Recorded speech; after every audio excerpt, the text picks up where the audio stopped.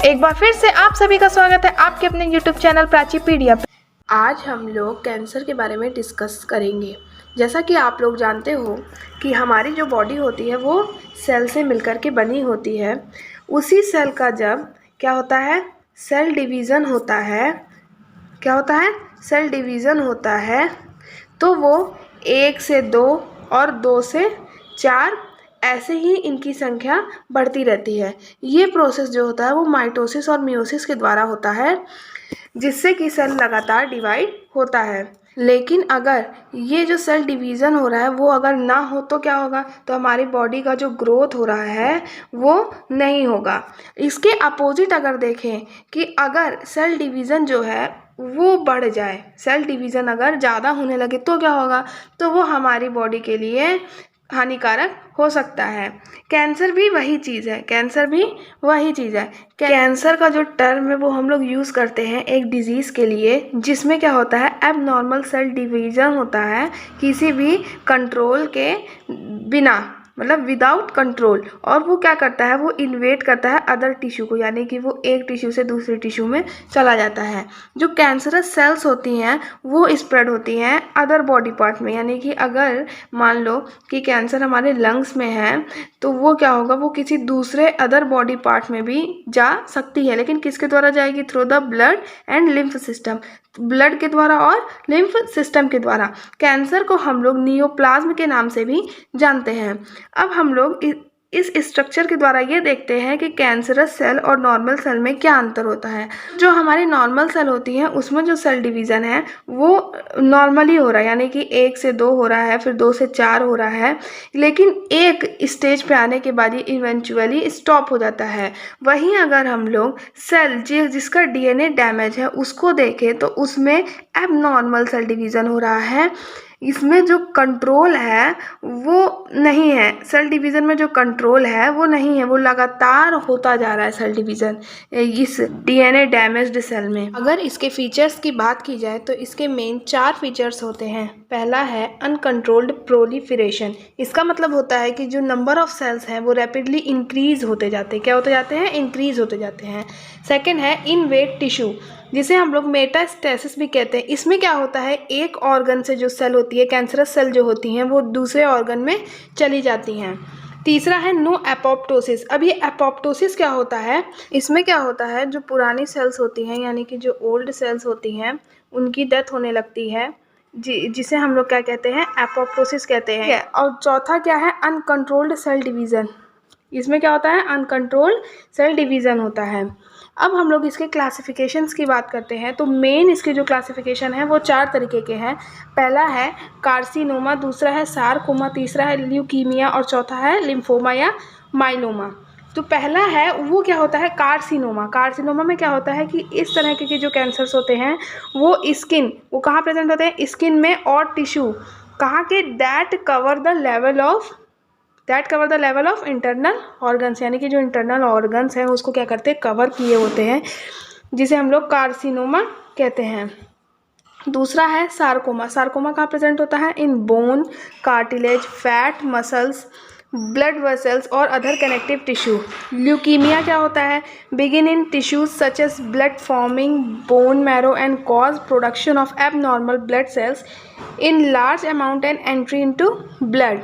और चौथा है लिम्फोमा और माइलोमा, जो कि कहाँ पे स्टार्ट होता है, सेल ऑफ इम्यून सिस्टम।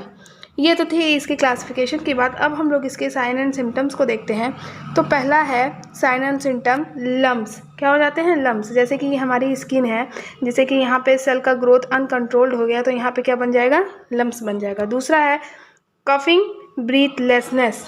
तीसरा है changes in bowel habit, bleeding, weight loss और फटीग। ये थे इसके साइन और सिम्टम्स।